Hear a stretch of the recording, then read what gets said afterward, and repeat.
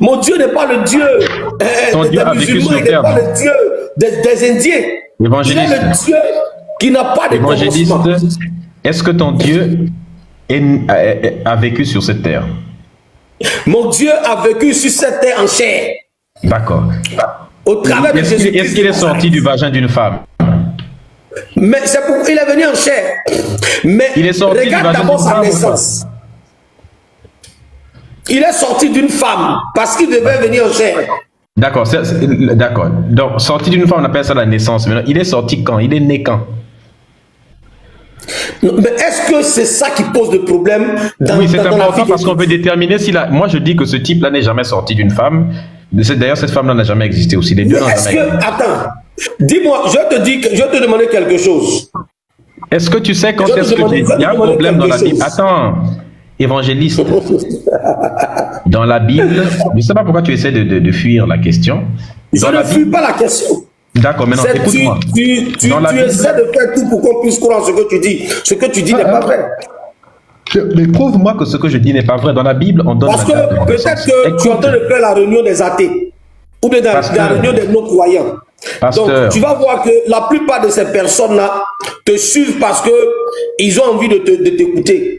Parce que normalement, le Dieu qu'on sait là, c'est sa puissance, c'est l'onction, c'est ce qui fait pour nous qu'on recherche. La date de naissance de Jésus va faire quoi dans mon ministère? Ça va changer En fait, quoi? D'accord, je vais t'expliquer ce que ça va changer. Ça va prouver que Jésus n'existe pas. C'est pour ça que tu as peur de parler de la date de naissance de Jésus. Parce que tu sais que dans la Bible, Jésus a 2 dates de naissance et que ces 2 dates de naissance sont impossibles. C'est quelle date de naissance? Dans Matthieu chapitre 1, écoute bien la question, après tu vas nous répondre, n'est-ce pas? Dans Matthieu chapitre 2, pardon, verset 1, on dit que Jésus est né au temps du roi Hérode. Tu as la Bible avec toi? Oui, j'ai la Bible avec moi, je regarde. D'accord, est-ce que tu peux lire Matthieu chapitre 2, verset 1, s'il te plaît? Matthieu 2, verset 1. Je vais lire la parole du Seigneur avec respect. Ouais. Mais tu dis que Jésus n'existe pas, puis tu prends sa parole pour venir confondre les gens. Matthieu 2, verset 1. Oui. Jésus étant né à Bethléem, en Judée, au temps du roi Hérode. Tu sais, le roi Hérode, il a vécu quand? En quelle année? Le roi Hérode. Oui, il s'appelle Hérode le Grand. Tu peux me donner sa date? Ok, il est né en l'an 73 avant Jésus-Christ et il est mort en l'an 4 avant Jésus-Christ. Maintenant, C'est ce que tu dis. non, c'est pas ce que moi je dis, c'est ce que les historiens ont pu établir. Non, mais Maintenant, donc la est-ce que naissance tu de peux- Jésus, c'est pas ce que les historiens ont dit aussi.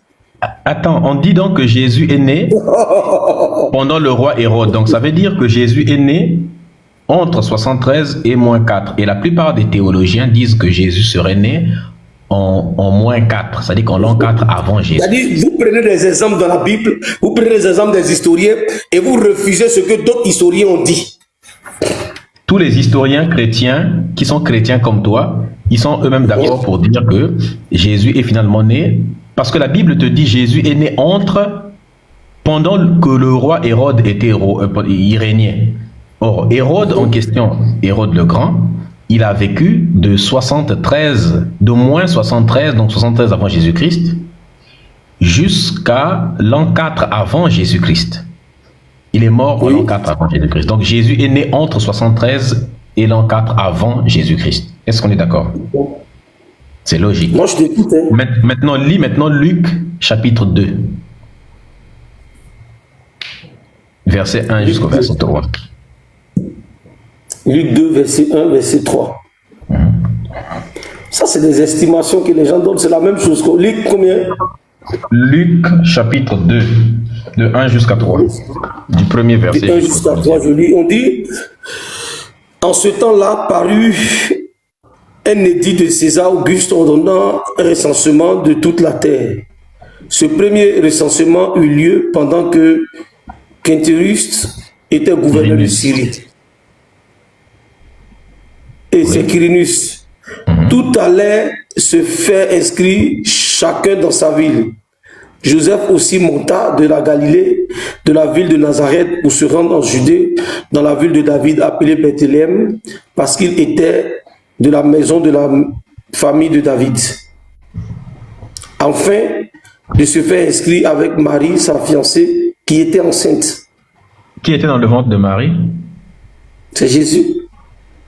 Tu sais, le recensement de Quirinius, là où Marie part se recenser enceinte, là, ça s'est produit quand? Oui, je t'écoute. Ça s'est produit en l'an 6 après Jésus-Christ. Maintenant, il faut nous expliquer.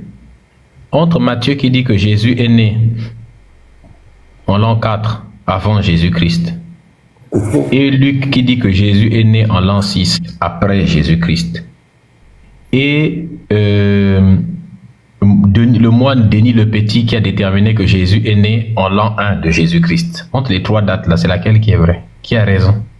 Tu vois, je ne donne pas de raison à quelqu'un parce que je t'explique quelque chose. Ah, tu dois donner raison à un d'entre eux parce qu'il y a forcément un qui ment. Oui, aujourd'hui, nous sommes un peu développés par rapport à avant.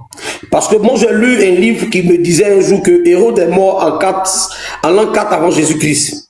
Donc, c'est ce qui a donné des raisons pour que les historiens puissent estimer la naissance de Jésus avant cette date. Ils ont dit que probablement il était né entre l'an 6 et l'an 4. Est-ce que tu comprends? Les gens donnaient des estimations par rapport à la naissance des gens.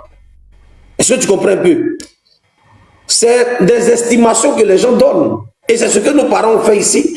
Quand ils ont mis des enfants au monde, ne connaissant pas l'âge, pour aller les inscrire. C'est la Bible qui dit, c'est la Bible.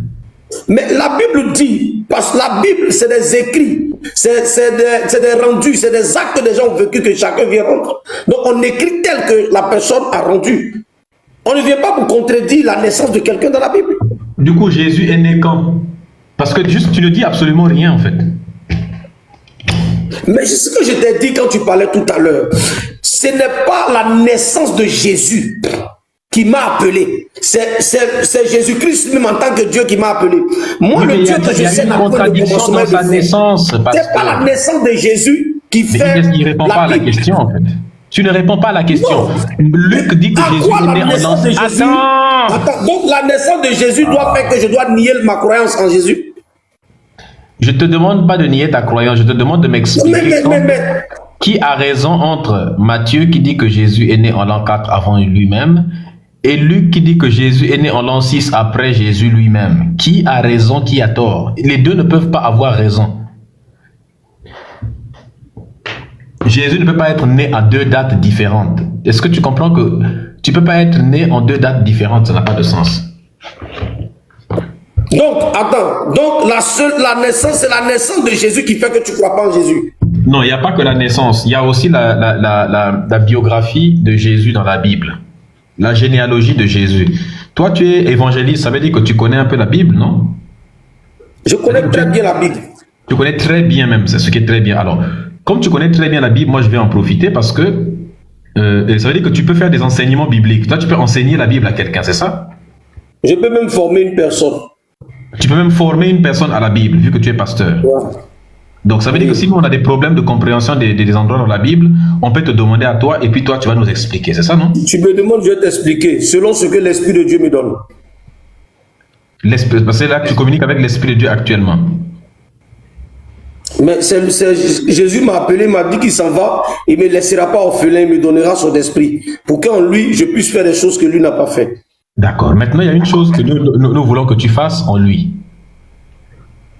D'accord. Il y a une partie de la Bible que nous, on ne comprend pas et on voudrait que tu puisses nous expliquer ça. Est-ce que on peut te demander? Donne-moi le passage. D'accord. Dans Matthieu chapitre 1. D'abord, quand on parle de la naissance de Jésus, il y a le livre de Matthieu et le livre de Luc qui tracent la généalogie de Jésus. Dans le livre de Matthieu, on recense 27 générations entre David et Jésus. Quand tu comptes là dans le livre de Matthieu, c'est Matthieu chapitre 1, tu vois, on te montre 27 générations entre David et puis Jésus.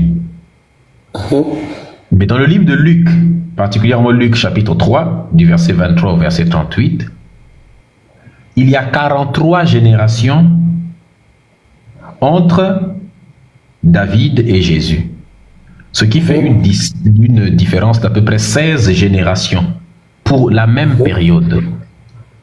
Il faut nous expliquer comment ça se fait que Matthieu donne 27 générations de David à Jésus et Luc donne 43 générations de David à Jésus. La même période, le même écart, mais on a la question c'est quoi? Générations. La question c'est quoi? Où sont passées les 16 générations là? C'est quoi? C'est le nombre de générations avant la naissance de Jésus-Christ. Il est impossible d'avoir 16 générations de plus ou de moins pour le même écart généalogique. C'est impossible. Explique-nous cette impossibilité-là. Mais moi, je ne comprends pas. Je ne sais pas à quoi tu veux m'emmener. Moi, c'est la Bible que je prêche. Attends, c'est la Bible que tu prêches. Tu n'arrives pas à comprendre, je répète. Dans le livre de Matthieu, on explique la généalogie de Jésus. On dit Jésus, on commence à retracer la généalogie de Jésus depuis Abraham jusqu'à... comment il s'appelle? Parce que je sais que quand on prend Matthieu 1, écoute bien, quand on prend Matthieu 1, 17, il y a en tout 14 générations de Abraham à David. Oui, ça c'est de Abraham à David.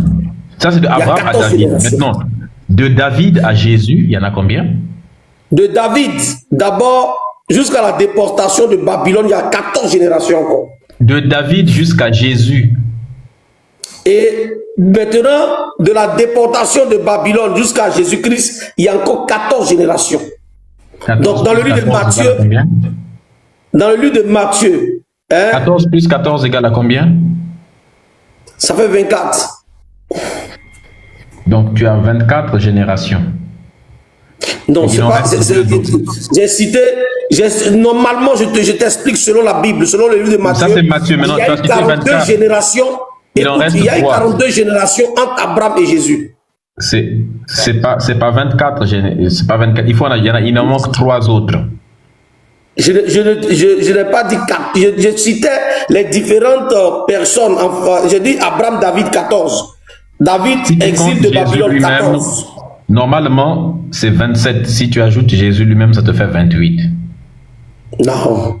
Non, c'est que tu as mal calculé. Retourne dans la Bible. De Abraham à David, il y a 14 générations. De David jusqu'à l'exil de Babylone, il y a 14 générations. De l'exil jusqu'à Jésus-Christ, il y a 14 générations. Le tout fait 42 générations. De tout, et puis regarde.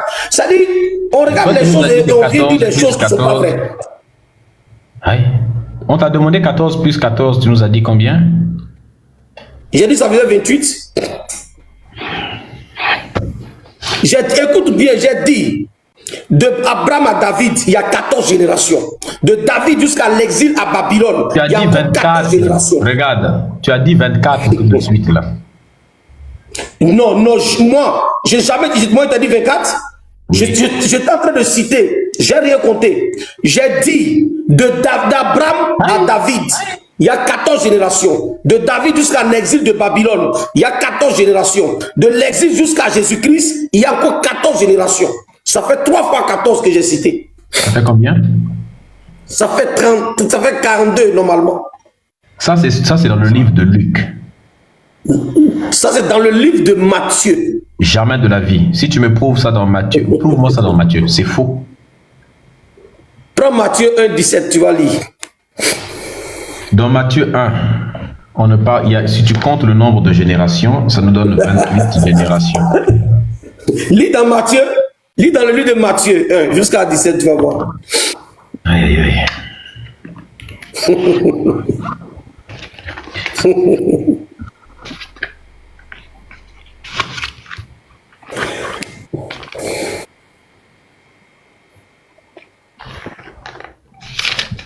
Alors, nous sommes dans le livre de Matthieu, n'est-ce pas? On va tous compter ensemble, n'est-ce pas? Allô? Oui, je t'écoute. D'accord, on va compter tous ensemble. avec les 1500 personnes. On va voir si tu nous as menti.